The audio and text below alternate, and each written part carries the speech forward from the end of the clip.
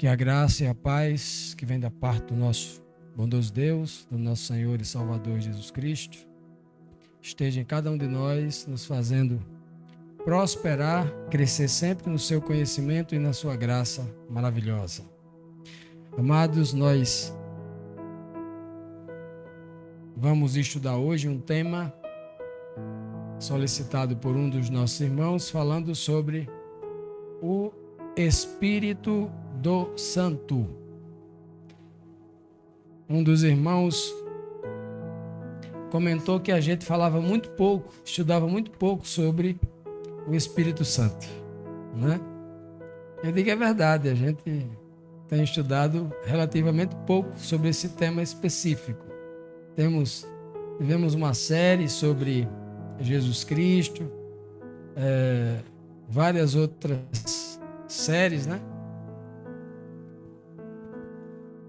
Mas uma série específica sobre o Espírito Santo a gente não fez, né?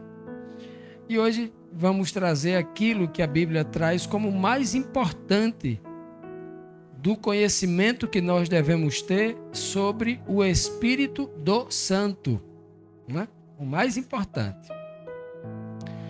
Porque se tem falado muito dogmaticamente do Espírito Santo como sendo uma pessoa, independente do Pai, independente do Filho, né? Inclusive nos dogmas das principais igrejas cristãs do mundo, 99%, tem lá a pessoa do Espírito Santo, né? E mas não é disso que a gente vai falar hoje. Que o Espírito Santo é uma pessoa, não. Isso aí já está pacificado, comprovado em dezenas aí de estudos que a gente já passou aqui.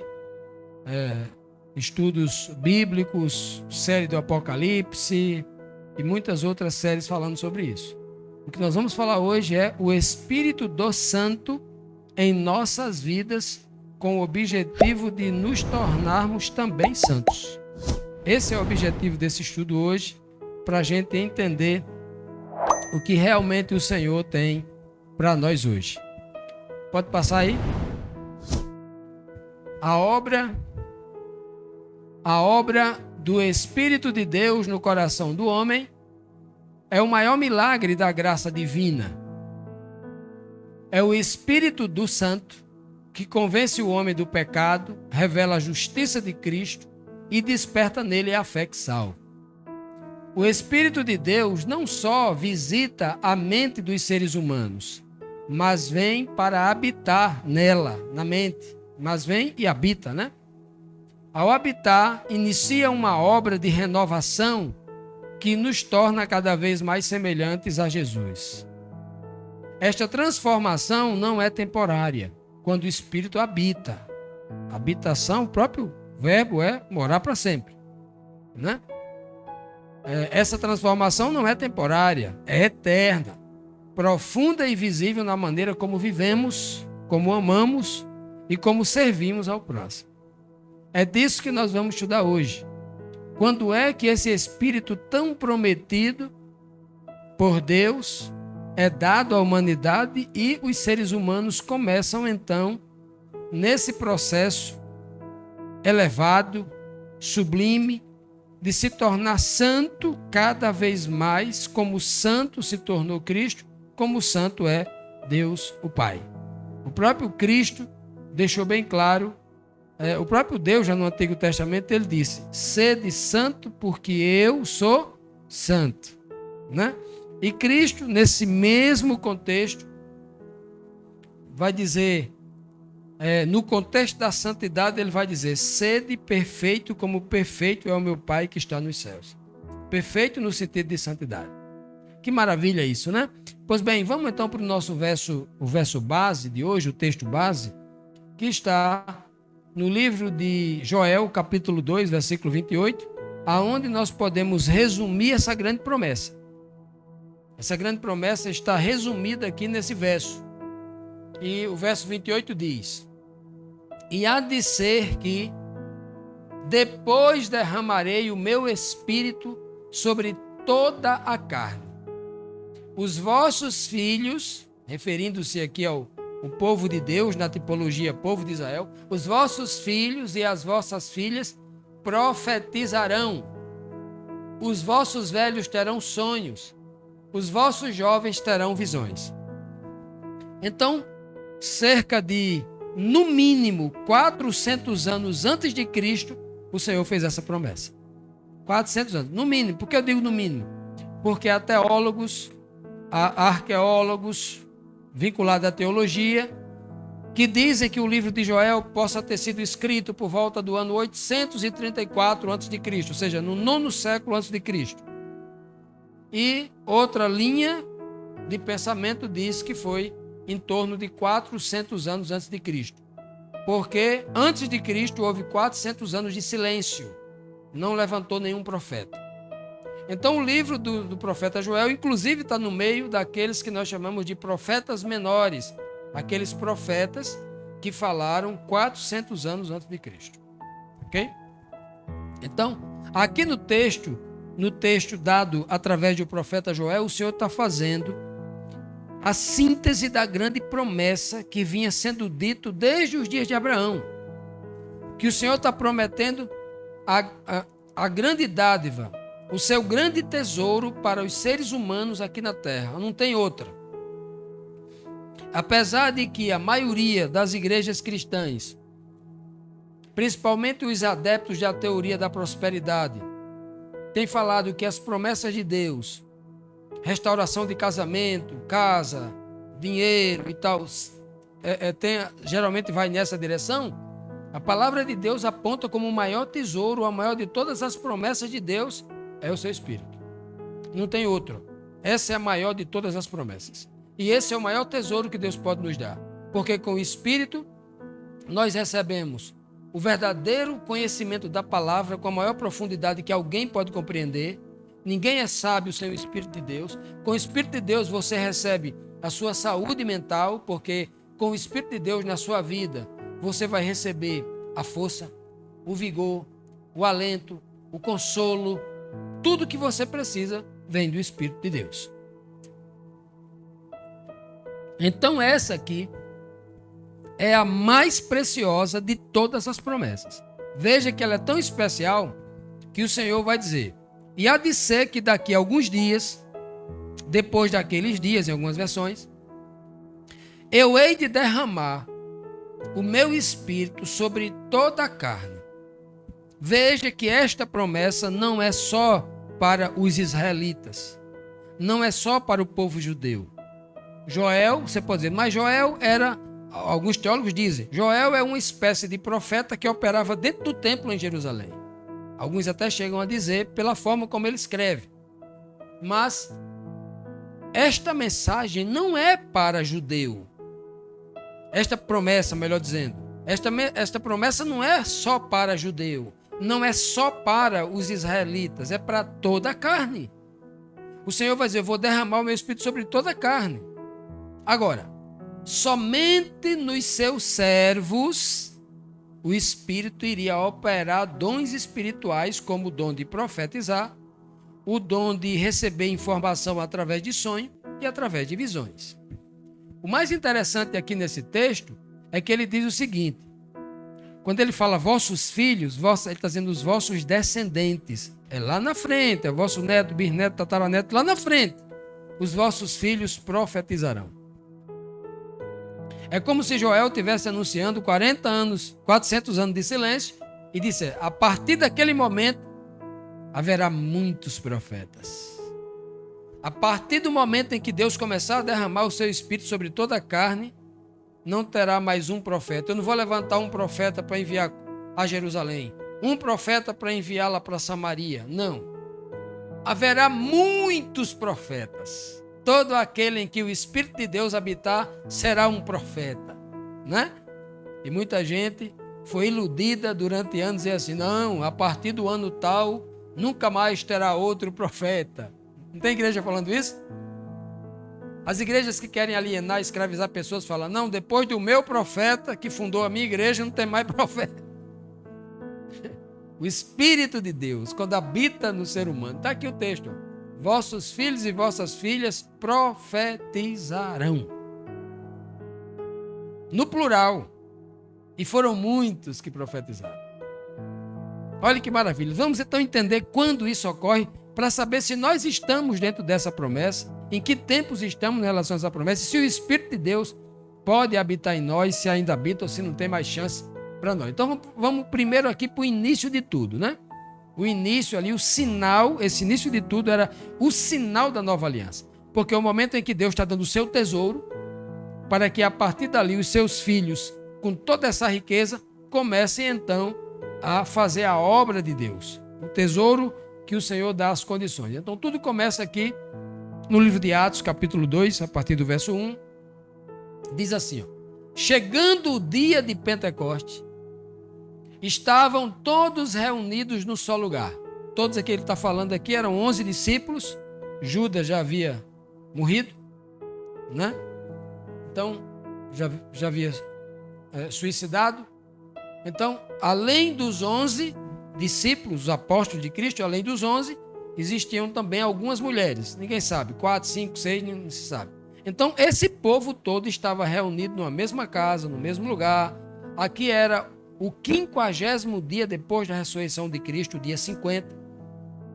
Né? Então estavam todos no mesmo lugar. Por que no mesmo lugar? Porque estavam reunidos com medo. Com medo da perseguição, encabeçada pelo Sinédrio, pelos líderes religiosos dos judeus, auxiliado pela força militar dos romanos. Eles estavam escondidos, com medo. Então estavam reunidos num só lugar.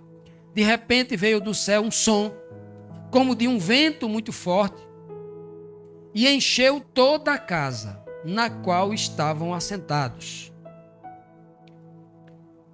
E eles viram, o que parecia ser línguas de fogo, que se separaram e pousaram sobre cada um deles. Todos ficaram cheios, não foi um fogo em cima da cabeça. Em cima da cabeça era só o sinal. Cheio é dentro. Ficaram cheios do Espírito Santo e começaram a falar noutras línguas, outros idiomas, conforme o Espírito os capacitava. Quero voltar aqui à tela anterior para dizer para vocês aqui que tudo começou num dia chamado Pentecostes. Pentecostes era uma das 3 principais festas estabelecida por Deus para os judeus. Com a festa da Páscoa, que é 50 dias antes aqui do Pentecoste, e com a festa dos tabernáculos, ou a festa das cabanas, que acontecia mais para frente.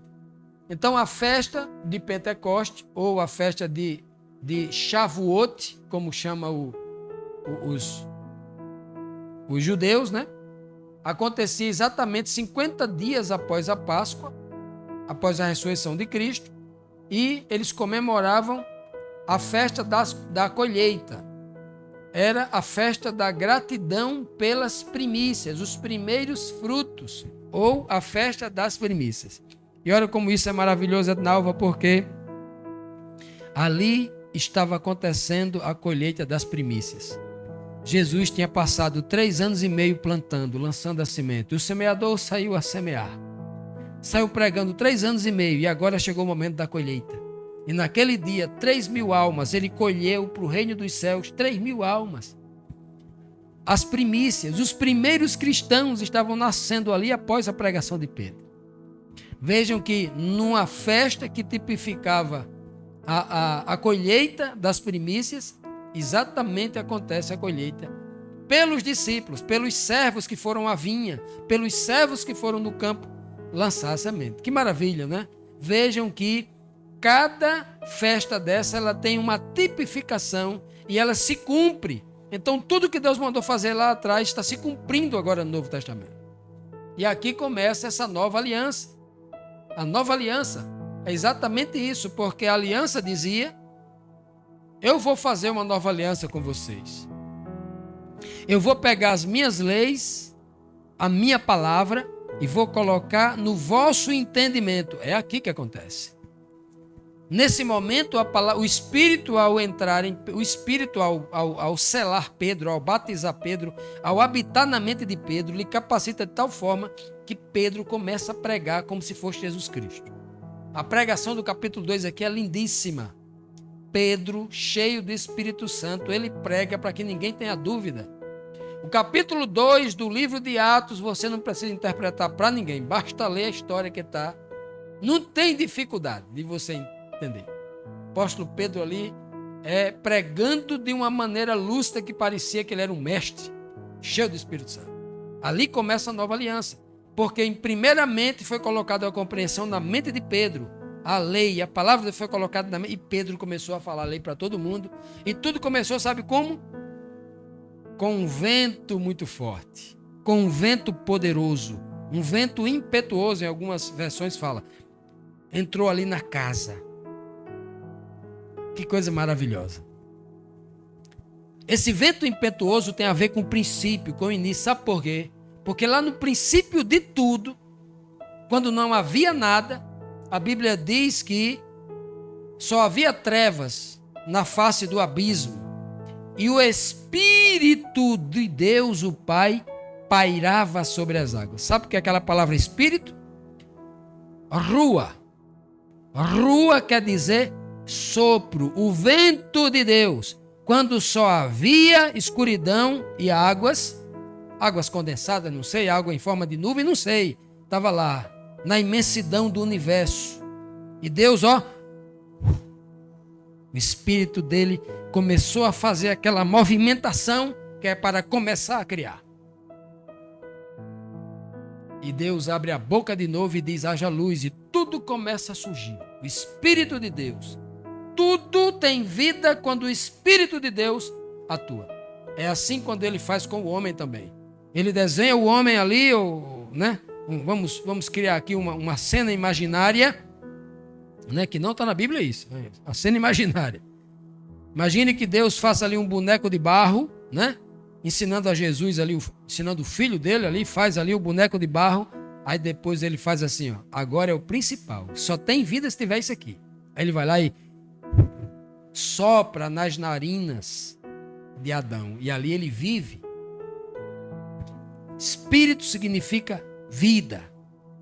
É tanto que Paulo e Pedro vai chamar o Espírito de Espírito vivificante. Espírito vivificante tem a ver com vida. Então eu e você, embora sendo crente, estamos mortos se o Espírito de Deus não habitar em nós. É por isso que a Bíblia diz que o mundo está morto. Não é porque o mundo não é religioso, não. É porque o mundo religioso, inclusive, que não tem o Espírito de Deus na sua mente. Quem não tem o Espírito de Deus está morto. Porque só pode haver vida no Espírito. E aí, meus amados, olha que beleza. Aqui começa tudo. Aqui é o princípio de tudo. E aí estavam todos assentados na casa, quando eles viram uma língua. Por que aparece uma língua de fogo física? Não é necessário aparecer. Era apenas para que se cumprisse diante dos olhos dos apóstolos uma promessa profética dita por João Batista. Eu só batizo com água, mas aquele que vem após mim vos batizará com fogo, com o Espírito Santo. Né? Era uma demonstração física diante dos olhos dele, que aquele era o momento que eles estavam sendo batizados com o Espírito de Deus. Né? Paulo vai dizer que eles não só foram batizados naquele momento, eles foram selados, lá no livro de Efésios. Né? Vejam bem, sobre cada um deles, olha o texto aqui, e todos ficaram cheios. Veja que todos que estavam reunidos ali ficaram cheios. E tem uma coisa, não foram só aqueles 11 não. Depois foram mais de 3.000 almas, quase 3.000 almas ou mais de 3.000 almas, que também ficaram cheios do Espírito e foram batizados. Que coisas lindas. E um dos sinais maravilhoso aí, era que eles começaram agora a falar em outros idiomas. O apóstolo Pedro, imagine só, Pedro, Tiago e João, 3 homens simples, analfabetos, indoutos, nunca estudaram na vida. Eram homens criados no Mar da Galileia, pescadores que a vida era pescar. Eram pessoas pobres que não tiveram oportunidade de ir para uma academia, de ir para a escola, para a faculdade. Não tinha condição, eram pobres. Inclusive aqui no livro de Atos, capítulo 4, versículo 13, vai dizer que Pedro e João eram indoutos e iletrados, nem sabia ler nem escrever. O próprio texto aqui.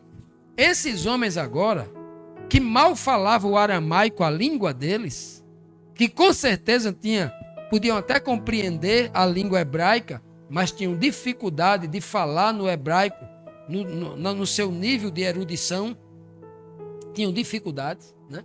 Esses homens agora começam a falar em outras línguas que eles nunca tinham estudado. Começam a falar agora no grego. Ou melhor, eles começam a falar na língua deles, no aramaico.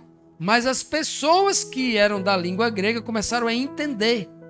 O Espírito não cooperou só na língua de Pedro, mas no ouvido de cada uma das pessoas que ali estavam presentes. Principalmente no ouvido, como a profecia de Isaías, de destapar os ouvidos. Olha que coisa maravilhosa. E ali começa tudo. Então, falar em outras línguas também cumpre uma profecia.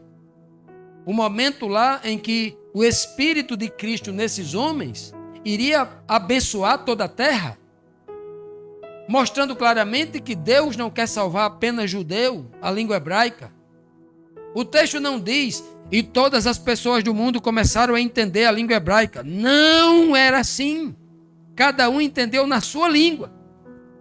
O Senhor dizendo, eu falo em todas as línguas. Se alguém quiser escravizar a sua mente dizendo que só é salvo quem fala hebraico, só entende a palavra de Deus quem entender a língua hebraica, isso é um engodo, é contra a palavra de Deus, é contra a verdadeira atuação do Espírito Santo na vida dele. Quem está ensinando isso está equivocado. Não estou dizendo para vocês que não estudam o hebraico, não estou dizendo para vocês que não conheçam pelo menos a letra gramatical que foi dita na sua originalidade, não estou dizendo isso. Eu estou dizendo que nós, pela religiosidade, não podemos aceitar que você só sabe das coisas, só conhece a verdade se souber o grego, só conhece a verdade se souber o aramaico, só conhece a verdade, nada disso. Quem ensina a verdade no coração do homem é o Espírito de Deus, não é o professor de línguas. E aqui está a coisa maravilhosa aqui, ó.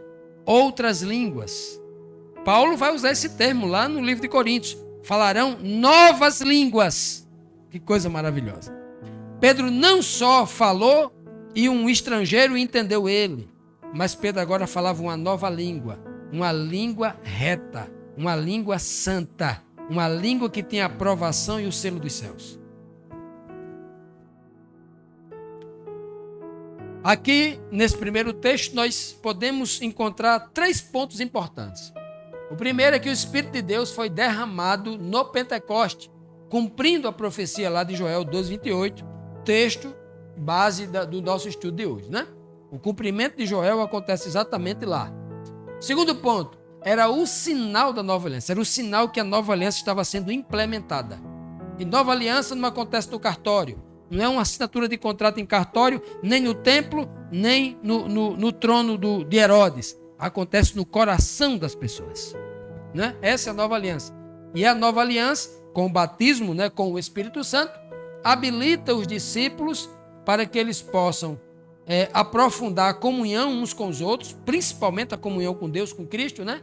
E viverem no poder espiritual de Deus, né? Sobre a orientação, cuidado de Deus. E era também o início do ministério da igreja. A igreja ia começar agora a cumprir a obra que Cristo, ministério, a obra que Cristo designou para ela, né? Como um corpo, agora um corpo espiritual ativo e cheio de autoridade. Não a autoridade dos homens, a autoridade do título, pastor, apóstolo, não, a autoridade espiritual. Autoridade pela presença de Cristo nele, né? Segundo ponto. O batismo com o Espírito Santo, a unção, ele tem um propósito. Tudo que Deus faz é com propósito. Agora imagine a maior dádiva dele sem um propósito. É como eu chegar assim e dizer assim, meu filho, uma criança de 10, 12 anos, meu filho, minha filha, pegue aqui R$1.000. E não digo para quê. A criança vai entender o quê? Aquele R$1.000. Você não disse nada. Ela vai entender o quê? Ela vai comprar todo de bala de chocolate. É ou não é? Ela não sabe nem quanto vale aquilo. Ela vai fazer bobagem, não é? Agora, se o pai dá R$1.000, vai dizer, meu filho, minha filha, isso aqui é para você Gastar assim, ó, compre isso.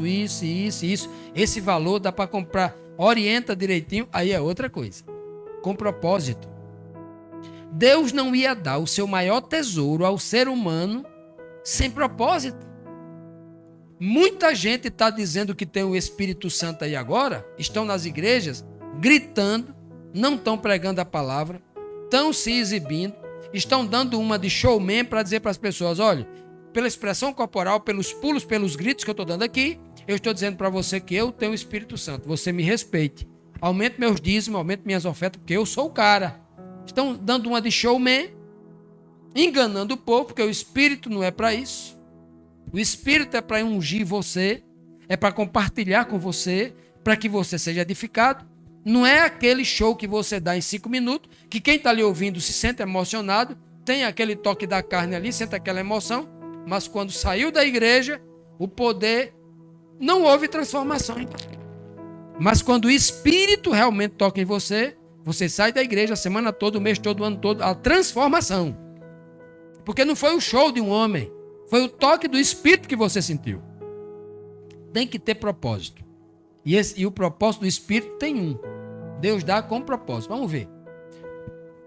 O Espírito do soberano Senhor, disse Isaías 61, o Espírito de Yahvé, de Deus o Pai, está sobre mim porque o Senhor ungiu-me. Olha o para aqui, olha o propósito aqui, ó. Para. Ele está dizendo que ele foi ungido com um propósito. Sabe para que foi dado o Espírito a você? Ele diz, ó, para que você leve as boas novas aos pobres. Enviou-me para, de novo, cuidar dos que estão com o coração quebrantado, para anunciar a liberdade aos cativos e para libertação das trevas, dos que estão prisioneiros nas trevas. Ele continua dizendo, ó, para o que mais? Para proclamar o ano da bondade do Senhor e para proclamar o dia da vingança do nosso Deus, que é no mesmo dia, né? Para consolar os que andam tristes e dar a todos os que choram em Sião. Veja bem claro aqui, por que eu entrei no versículo 3 aqui? A primeira parte do versículo 3. Para consolar a todos os que andam tristes e dar a todos os que choram em Sião. Dá o quê? Dá o consolo, claro. Veja, por que eu coloquei essa última parte? Porque primeiramente o enviado de Deus, ele é ungido primeiro para ir para Sião. A primeira pregação que você tem que fazer é para a igreja. Sião quer dizer igreja, religião, monte da congregação, falando para religiosos. O texto não diz, Jesus me falou, o Senhor me ungiu para eu sair e pregar aos gentios. Não, a primeira pregação é aos religiosos. Eu, Fábio Amaro, fui levantado, como cada um de vocês e todo aquele que entende o seu chamado, fui levantado agora no tempo do fim para levar a primeira mensagem aos religiosos. E muita gente pergunta, Fábio Amaro, por que a maioria dos seus estudos sempre vai ser uma mensagem teológica direcionada aos religiosos? Porque a Bíblia me manda ir primeiro aos da casa de Israel, primeiro a Jerusalém, depois a Judéia, depois Samaria, depois o confim da terra. É uma sequência clara. Então veja que Isaías já disse que ele ia ungir o seu servo para, olha só, vamos voltar aqui à tela anterior, para fazer o quê? Trazer boas notícias aos que estão em Sião, aos judeus, aos religiosos. Mas os judeus já não conheciam a Torá toda, a Bíblia toda, mas eles precisavam da boa notícia. A verdade é para eles, porque precisam aprender. Eu já sou judeu, já conheço, não precisa aprender. Precisa. Isaías já está dizendo que aquele que viria ia ensinar a eles, trazendo notícias novas. Notícia nova quer dizer algo que eles não sabiam ainda. Coisas que eles não entendiam ainda. Diz mais o texto ainda. Ele vem para, aqueles que estavam com o coração quebrantado. Como ser o povo de Deus abençoado o coração? Não, estava com o coração quebrantado. Eles estavam cativos, precisavam da liberdade. E não é liberdade política. A liberdade aqui é espiritual que ele está falando. Libertação os que estão nas trevas. Não é os que estão com corrente, não, nas trevas. É o que ele está pregando e ele vai dizer mais ainda, vai continuar dizendo. Para anunciar naquele mesmo dia a bondade do Senhor e no mesmo dia anunciar o juízo, a vingança. Bondade para os que querem se salvar, a boa nova, e a vingança, o juízo para aqueles que rejeitam a boa nova, no mesmo dia.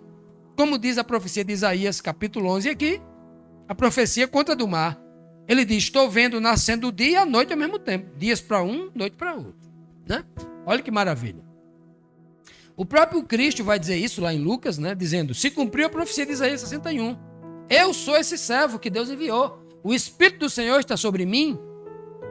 E diz ele, porque ele, o Senhor, Deus o Pai, me ungiu para pregar boas novas aos pobres. Quem são os pobres? Isaías diz quais pobres? De Sião. Ele me enviou para proclamar liberdade aos presos e recuperar a vista dos que estão cegos. Quem estavam cegos? De Sião. Para libertar os oprimidos e proclamar o ano da graça do Senhor. A quem? Aos que estão em Sião, aos religiosos. Eles estavam cegos, estavam cativos, estavam sofrendo com o coração, porque não tinham... E Cristo trouxe primeiro para a igreja os mais carentes da verdade. As boas novas. A igreja de hoje cristã, ela precisa de uma grande restauração espiritual. Primeiro começa com a doutrinária. Primeiro se conhece a palavra. Tem que pregar a palavra verdadeira, porque ela foi modificada em mais de 1000 anos, com um monte de doutrina errada. Começa a restauração do verdadeiro povo de Deus com o conhecimento da verdade, para que depois receba o Espírito. Sempre foi assim, e não será diferente agora. E aqui nós encontramos aqui nesses versos que a gente leu agora, 4 pontos importantes sobre a unção, né? A unção capacita. A unção de Deus sobre Cristo foi para capacitá-lo. Cristo disse, olha, eu fui capacitado, o Senhor me ungiu para isso. O Senhor não me ungiu para dizer apenas, eu sou o filho de Deus, não. Ele me ungiu com propósito. Eu vim aqui para pregar as boas novas, para curar os cegos, para libertar, não é isso? Com propósito. Então, a capacitação do Espírito Santo de Deus sobre nós, ou o Espírito do Santo em nós, é para que a gente pregue as boas novas aos pobres. Quem são os pobres? Os religiosos. O contexto está dizendo que são os religiosos. Cristo está dizendo que são os religiosos. Ele está pregando dentro da sinagoga para religiosos. Curar os quebrantados de coração, aqueles que têm a palavra, mas não têm a fé da palavra. Estão quebrantados, estão com o coração sofrido, estão com as emoções, como a gente está falando muito lá no grupo lá de Paz de Espírito, estão com as emoções desequilibradas. E por isso a fé está afetada. E por isso o medo tem se instalado. E por isso uma série de coisas, né, não estão andando bem. Libertar os cativos religiosos, que é o que está escrito lá, os cativos pela religiosidade. Ser libertos numa visão espiritual da verdadeira liberdade bíblica, que Cristo fala, conhecereis a verdade e a verdade vos libertará. Né? Manifestar, o 4º ponto, o reino de Deus com autoridade. Eu só posso manifestar o reino de Deus com autoridade para você se eu vivo essa experiência. Se eu tenho certeza daquilo que eu estou falando. E você só vai acreditar em mim se você olhar para mim e ver que aquilo que eu prego, você vê que eu faço na minha vida. Como é que eu posso incentivar a você ter fé se você olhar para mim e não vê fé? No meu testemunho não tem fé? Como é que você vai acreditar? O Espírito de Deus faz isso, né? Não estamos falando aqui apenas de poder. Quando o Espírito entra em você, estamos falando aqui de direcionamento, de discernimento espiritual para cumprir o chamado de Cristo. Não é para eu me promover, não é para eu ficar rico, não é para eu arrecadar dinheiro. Existe um objetivo, o batismo do Espírito Santo. É eu salvar pessoas. Pelo poder de Deus. Não pelos recursos que eu tenho. Vamos para o 3º ponto. Vamos para a atuação. A partir do momento que eu sou ungido pelo Espírito Santo, como é que ocorre essa atuação? Como é que eu atuo? Como é que as pessoas ungidas e batizadas atuam, né? Os espíritos se comunicam. Claro, porque cada um de nós temos um espírito, né? Vamos ver o que diz as Escrituras Sagradas sobre isso. No livro de Romanos 8,16, Paulo diz assim, ó, esse mesmo Espírito, esse mesmo. Quem é esse mesmo Espírito? A gente vai ver aqui no contexto de Romanos 8 daqui a pouco. Quem é esse Espírito? Se é uma pessoa ou quem é esse mesmo Espírito que Paulo está falando aqui.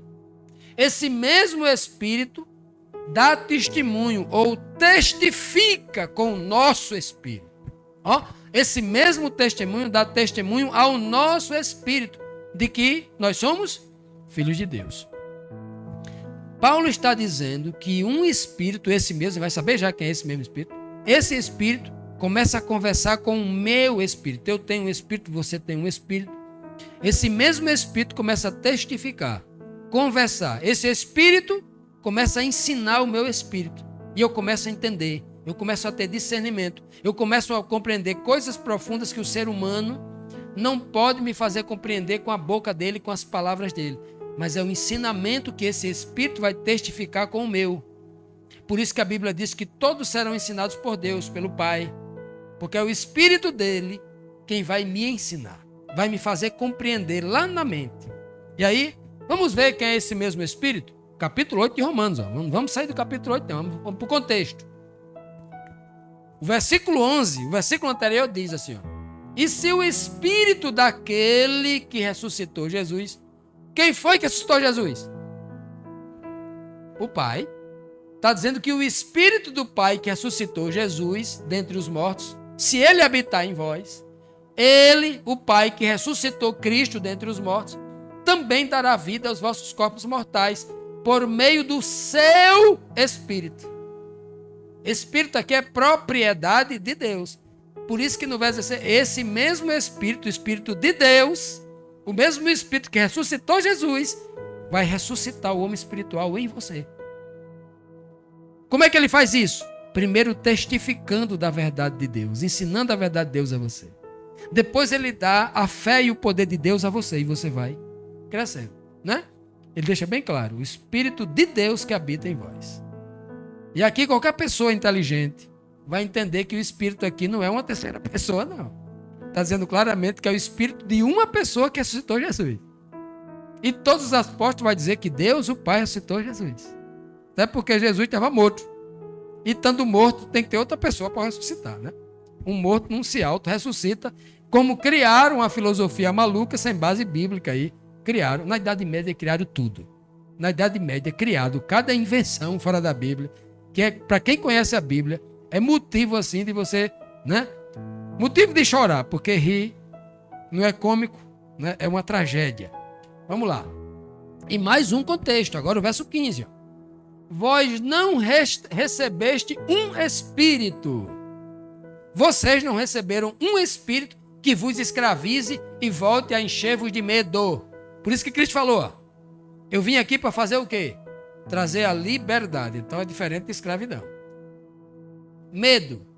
Encher-vos de medo. O que é que ele vem trazer? O ano da coragem, do ânimo. Não é? Tudo o contrário. Ó. Então, Deus não fez com que você recebesse um espírito de covardia, de medo, de escravidão. Mas vocês receberam, de novo, um espírito que faz de vós filhos adotivos. E por esse espírito é que vocês podem clamar Abba. É só através desse espírito que vocês podem dizer com convicção, Deus agora é meu pai. Abba quer dizer pai, né? Olha que coisa linda. Veja, viu aqui, viu? Bian, o texto não diz, vocês receberam o Espírito.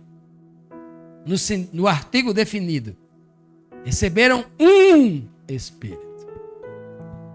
Um Espírito que é de Deus e não uma pessoa independente. Então, qualquer pessoa que examina as Escrituras com cuidado não vai começar a repetir uma falácia criada e inventada, né, por doutores, né, que não estimulam o povo a examinar as Escrituras do jeito que ela está escrita, no seu óbvio sentido. Né? Tem muita gente aí desestimulando isso. Mas aqui, eu e vocês, enquanto a gente tiver fôlego, a gente vai estimular isso. Né? Essa foi a missão de Cristo, dos apóstolos, e é a nossa também. Então, nesses versos aqui, nós também vamos tirar 3 ensinamentos, né, sobre a testificação, o Espírito de Deus que testifica com o nosso espírito. Primeiro, é que nessa testificação há uma confirmação no homem interior, na minha mente, de que eu sou um filho de Deus. Eu não sou um filho de Deus porque sou crente da igreja A, B ou C. Eu não sou um filho de Deus porque eu pertenço àquela placa ou me deram um título de pastor, de bispo. Não. Eu só sou filho de Deus quando o Espírito de Deus habita em mim. E ele me ensina e me dá convicção de que Deus é meu Pai. Porque agora eu tenho o Espírito dele em mim, que é mais forte do que a carne que eu recebi do homem. Olha que coisa linda. Fonte de identidade espiritual. Sem o Espírito eu não tenho identidade de filho de Deus. Eu continuo com a identidade de quem? De homem. Terceiro ponto, direcionamento claro. Mesmo se eu estiver em aflição, o Espírito me direciona. Foi assim com Cristo, foi assim com os apóstolos, mesmo diante da morte, né? Então o Espírito de Deus, ele age internamente no homem. Quando ele habitando no homem, comunicando, consolando e assegurando, né, no coração, ao coração humano, que essa pessoa pertence agora a Deus. Essa é a obra do Espírito de Deus. Vocês percebem que vocês não precisam mais de nada, a não ser do Espírito de Deus? É o que nós devemos buscar? Mais nada. Com isso aqui, ele resolve tudo, porque não vai ter saúde, vai ter força, vai ter tudo, e o resto a gente consegue, né? Por isso que ele diz, buscar primeiro o reino de Deus. Vamos agora para o resultado disto.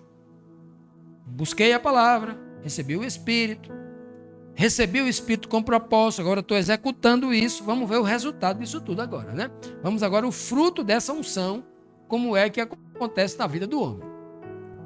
2 Coríntios, capítulo 3, versículo 18, diz assim, ó, e todos nós, diz o apóstolo Paulo, que com a face descoberta, já não é mais com venda nos olhos, como os fariseus, presos à letra morta. Não é com a face coberta, agora é a face descoberta. Contemplamos a glória do Senhor. Segundo a sua imagem, estamos sendo transformados com glória cada vez maior, a qual vem do Senhor que é o Espírito. No contexto aqui de Coríntios 3,18, quem é esse Senhor? O Senhor Jesus. Sabe quem é esse Espírito que está batizando vocês aí agora? É o Senhor Jesus. É Ele que escolhe. Uns para pastores, outros para mestres e tal. É Ele quem distribui os dons a cada um conforme a necessidade da igreja. Olha que coisa linda. Esse Senhor aí é o Espírito. E não outra pessoa. O Espírito é o Senhor. Que Senhor? O que está no capítulo 3 de 2 Coríntios. Ele diz bem claro, ó, que vem do Senhor. Que Senhor? Do Senhor Jesus. Que é quem? Quem é esse Espírito Consolador? É o próprio Senhor Jesus. Não é outra pessoa não, como vocês estão ensinando aí. É o que Paulo está dizendo. Ó, que com a face descoberta, diz o apóstolo Paulo, nós agora começamos a contemplar. Não tem mais aquela venda nos olhos. O Espírito de Deus me fez enxergar o profundo. E agora eu começo a contemplar. Contemplar é com os olhos, viu? Antes estava vendado. Como disse Cristo, vocês fariseus têm uma trave nos olhos. E fica tentando tirar o argueiro do outro. Ó, agora começamos a contemplar. Como é que eu contemplo a glória do Senhor? Como é que eu contemplo? É uma visão física?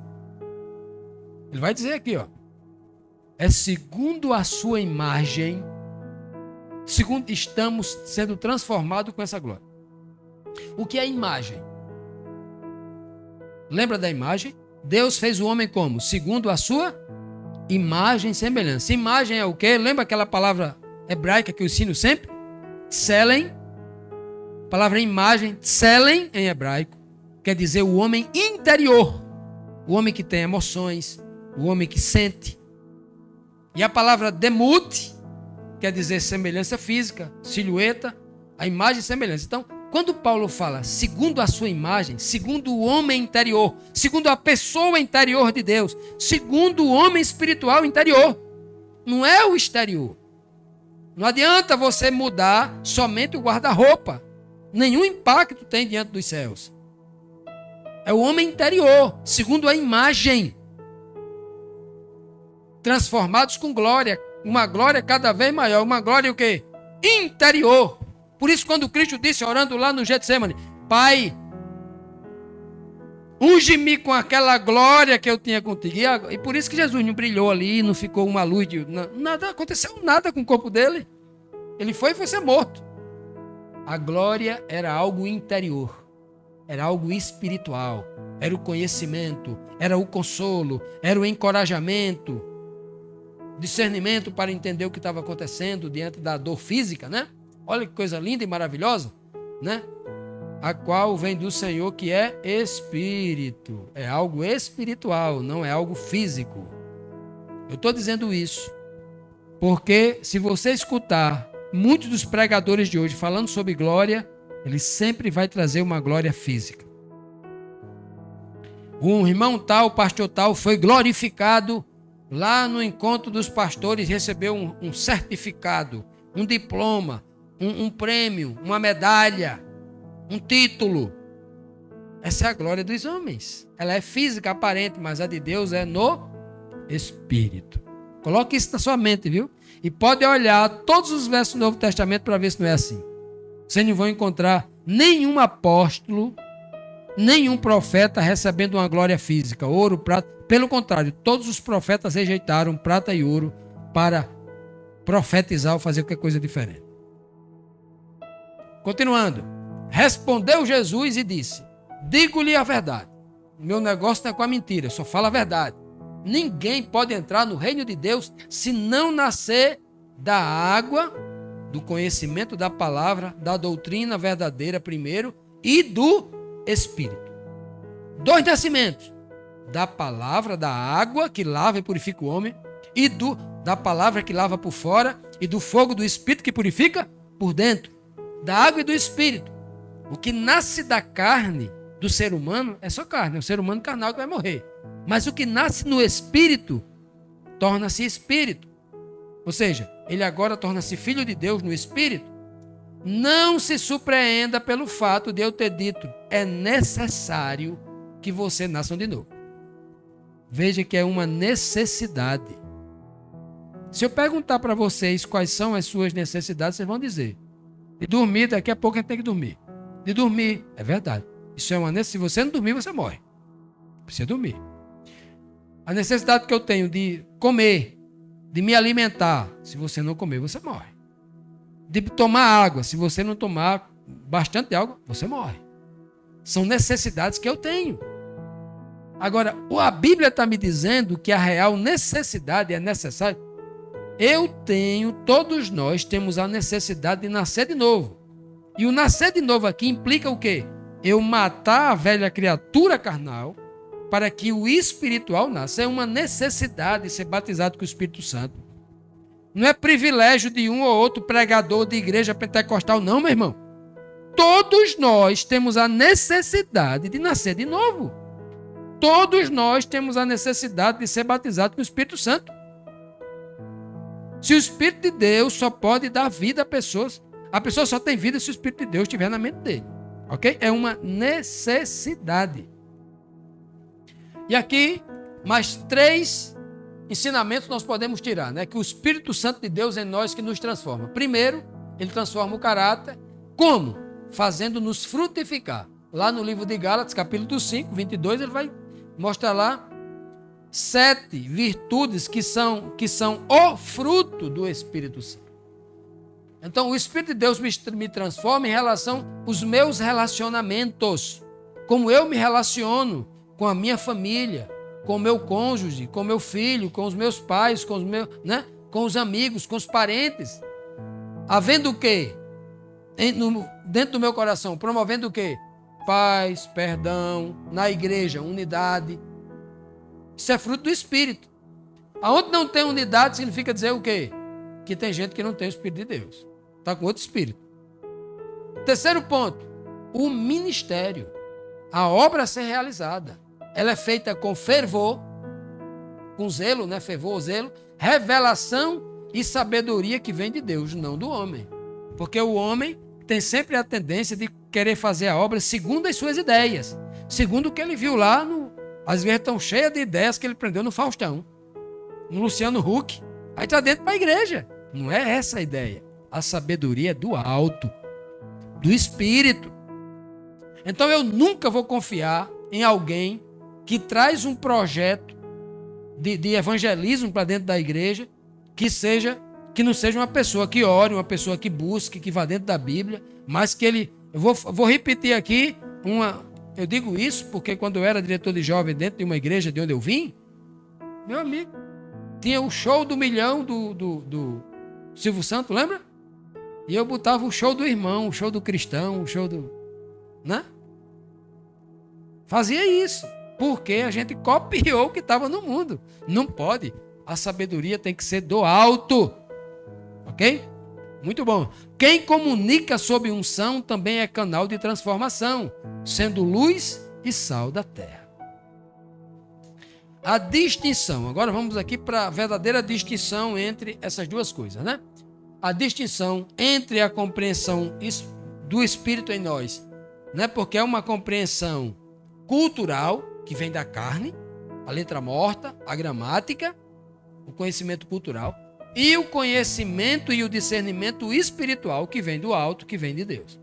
Vamos fazer uma clara distinção nisso. E a unção do Espírito faz isso.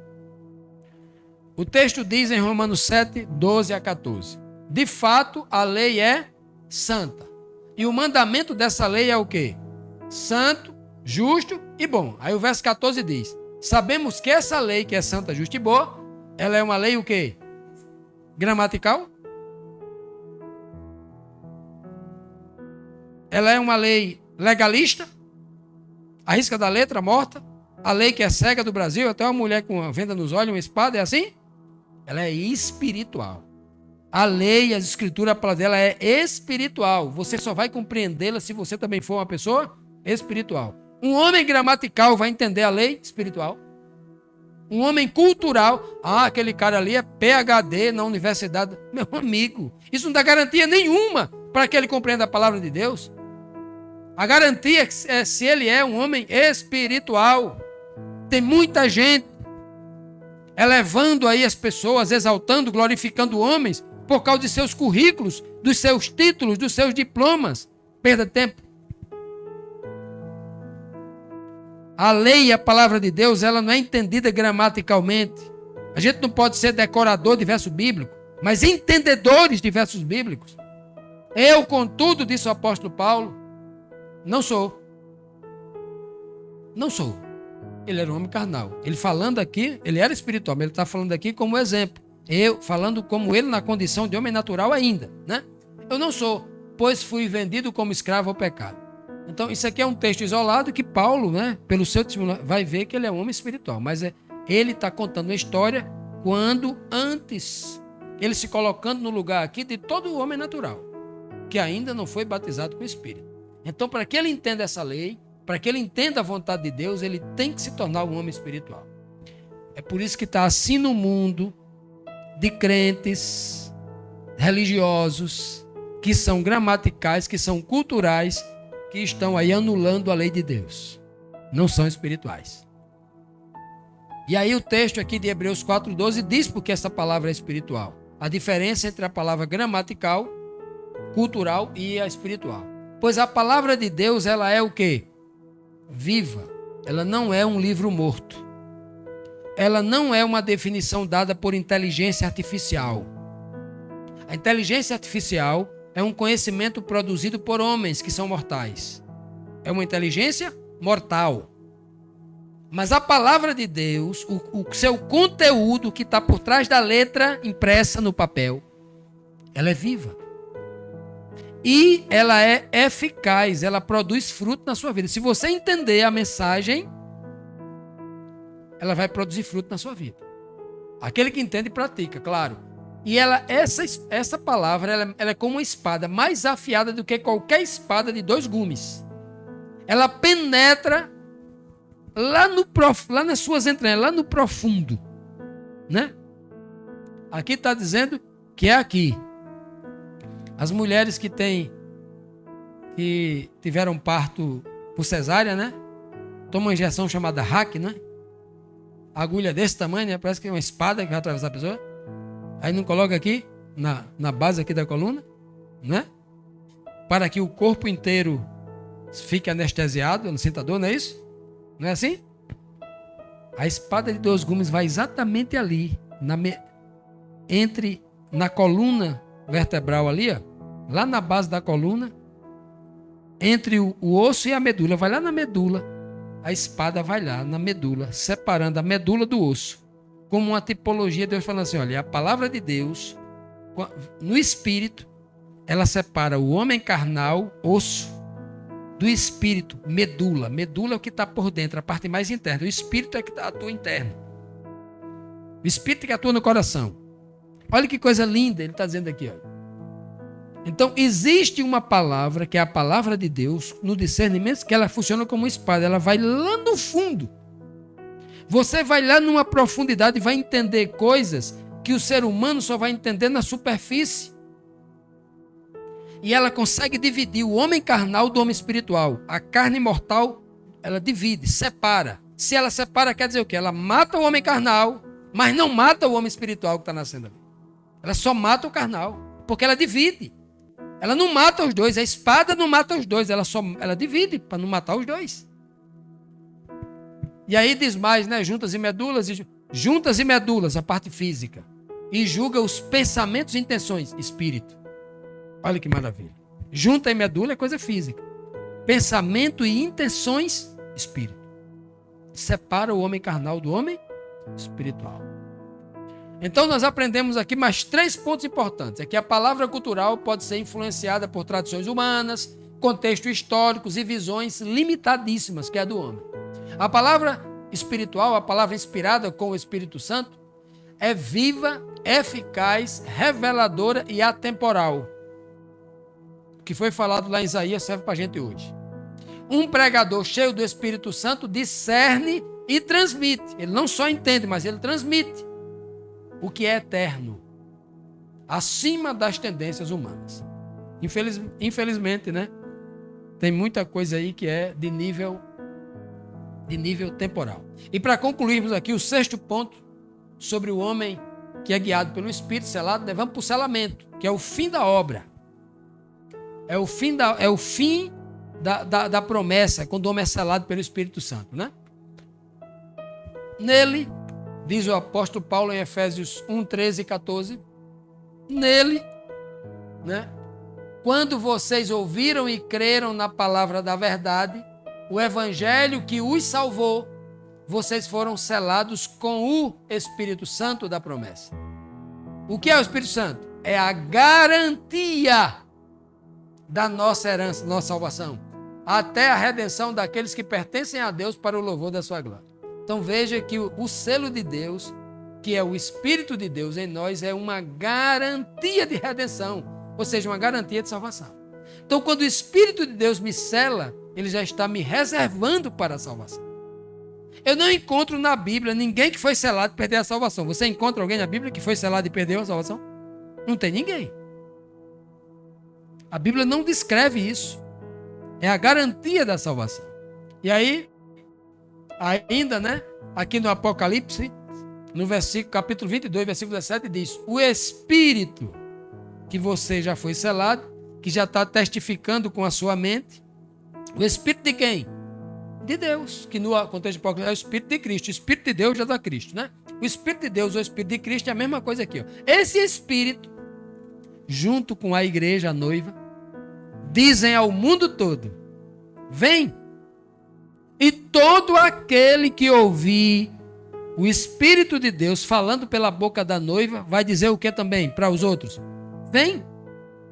E quem tiver sede, o mesmo Espírito falando, quem tiver sede para quê, não? Para primeiro ouvir a palavra, que tudo começa pelo ouvir a palavra, venha primeiro. Você só vai ter o Espírito se você tiver sede de ouvir a palavra, porque a palavra vai lavar você primeiro. Venha. E quem quiser, beba de graça da água da vida. Agora é o Espírito. A água da vida é aquela que jorra de dentro para fora. Primeiro você bebe da água, fora para dentro. Batizado com o Espírito, agora jorra de dentro para fora. Que bênção. A palavra de Deus mostrando claramente o que nós devemos fazer, ou o que o Espírito de Deus faz conosco após o batismo. Mas 3 ensinamentos. Primeiro, o Espírito concedido por Deus através de Cristo é o selo garantidor da sua salvação. Ninguém é salvo se não tiver o Espírito. Segundo ponto, o Espírito testifica junto com a noiva, a igreja de Cristo, para a salvação das pessoas em Cristo. Testifica, tem que ter testemunho. A igreja não diz uma coisa, o Espírito diz outra. Se você está numa igreja que o pastor está dizendo uma coisa, os irmãos estão dizendo uma coisa, o manual dela está dizendo uma coisa, mas o Espírito está dizendo outra, está errado. Que testificação é essa? Tem gente em igrejas que lê a Bíblia, diz uma coisa e a igreja diz outra. Eles continuam lá. Terceiro ponto. O Espírito de Deus convida, toque no seu coração, sobre toda a carne ele é derramado, convida. Depois convence, se você ouvir a voz. Purifica e depois envia. A obra do Espírito, ela é do começo ao fim. Ela não é pela metade. Portanto, meus amados irmãos, concluímos dizendo que o Espírito de Deus, Deus o Pai, com ternura e autoridade, Deus com seu Santo Espírito vai transformando o coração do homem, purificado do pecado, em terreno fértil para que Jesus Cristo ensine o amor de Deus. É dessa forma que o Criador opera a regeneração, iluminando, consolando e direcionando o homem que foi restaurado. O poder do Espírito de Deus no homem não é apenas uma influência, é uma presença viva que comunica esperança, propósito e identidade. A identidade de filhos e filhas de Deus. Que o Senhor nos abençoe, que nós busquemos esse tesouro. Peçamos a Deus o Espírito dele em nossa vida, para que ele nos guie, nos oriente em toda a verdade. Em nome de Jesus. Amém.